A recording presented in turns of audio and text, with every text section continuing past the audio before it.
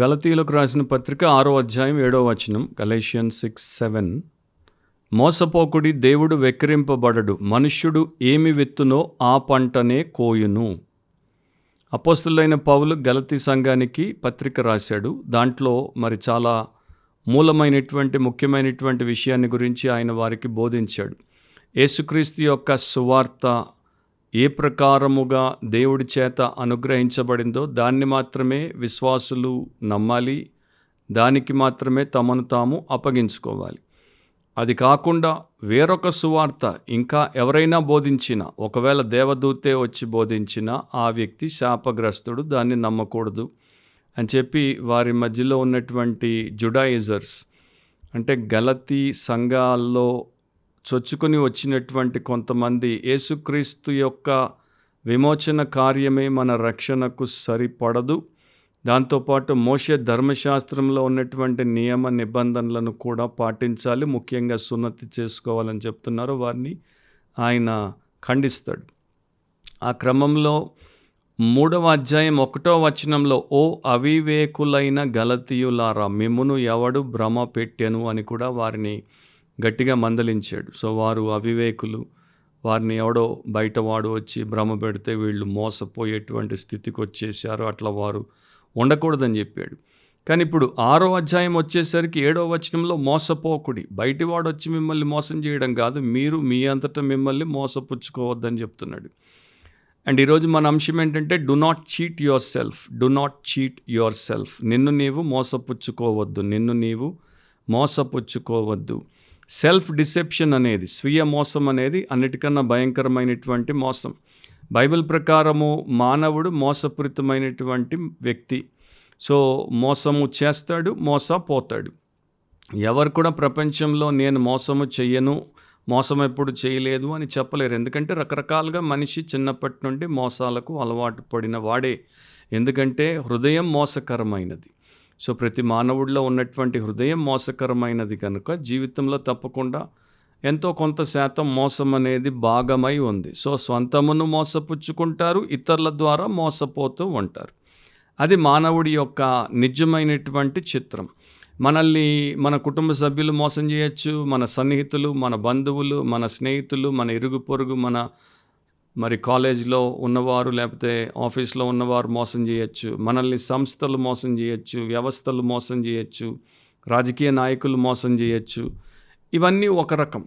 And మనం కొన్నిసార్లు అనుకున్నట్టు మన దేహము మనల్ని మోసపుచ్చి మనం ఆరోగ్యంగా ఉన్నాం అనుకుంటే అది మనల్ని దెబ్బతీసి అనారోగ్యాన్ని ఒక రోజున సడన్గా బయట పెడితే మనం మోసపోతాం, షాక్ తింటాం. చూడండి, అట్లా రకరకాలుగా మనిషి మోసపోతాడు. కానీ అన్నిటికన్నా ఘోరమైంది ఏంటంటే తన్ను తాను మోసగించుకోవడం. ఒకసారి ఒక కాపరి, గొర్రెల కాపరి, రోమన్ క్యాథలిక్ అనమాట.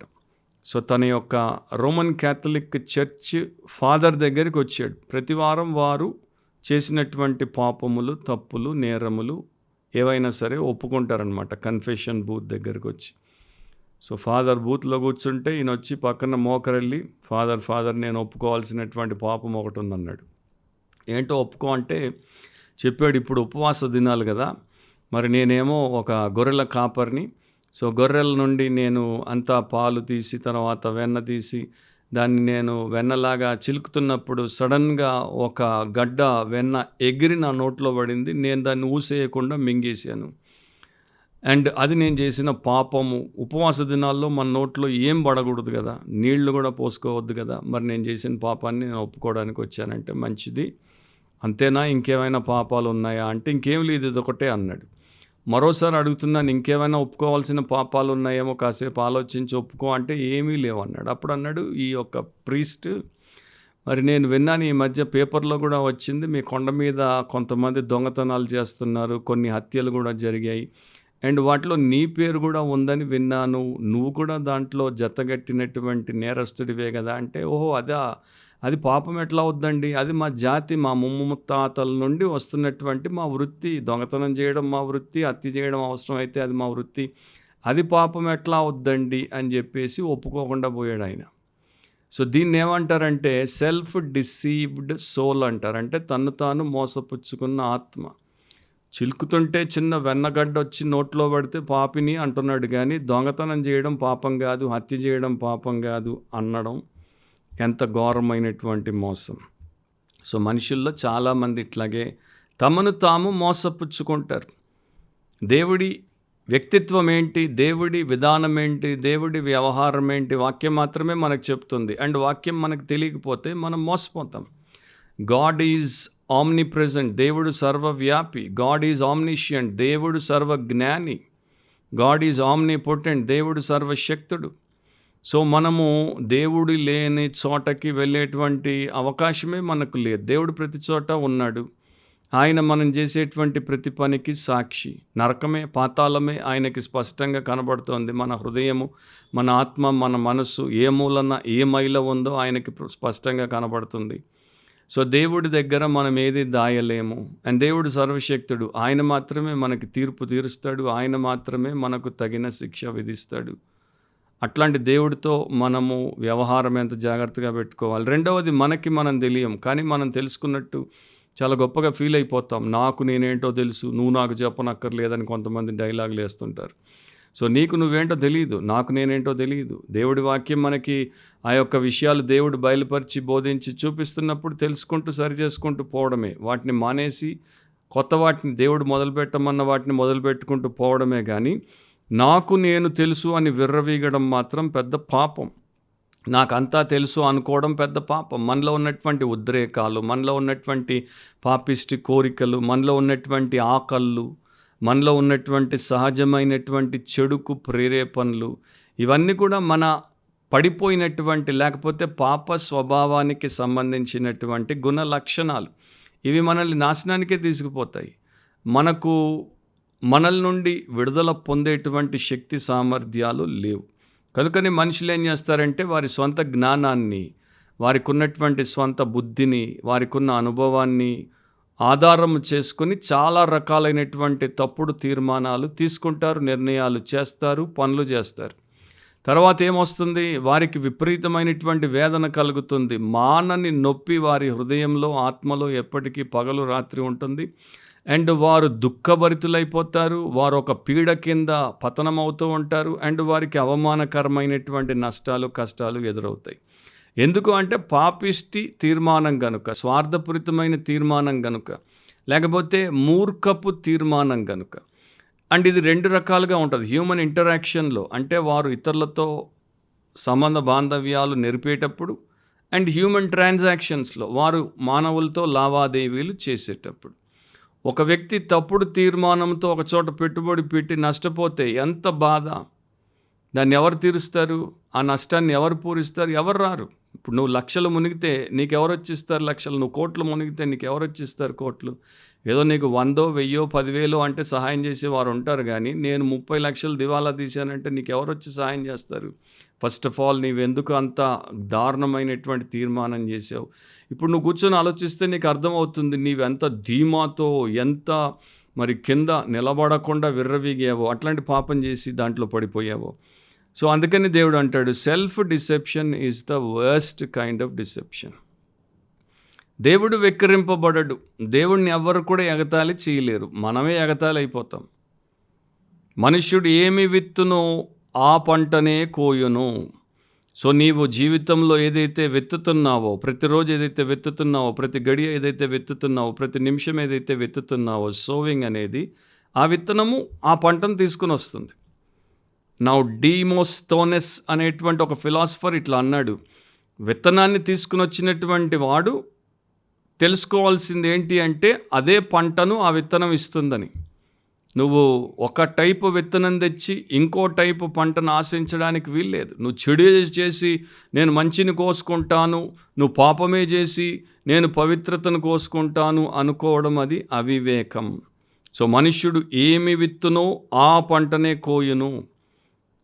గలతీ 6:8 రాయబడింది, ఎలాగనగా తన శరీరేచ్ఛలను బట్టి విత్తువాడు తన శరీరము నుండి క్షయమను పంట కోయును, ఆత్మను బట్టి విత్తువాడు ఆత్మ నుండి నిత్య జీవమను పంట కోయును.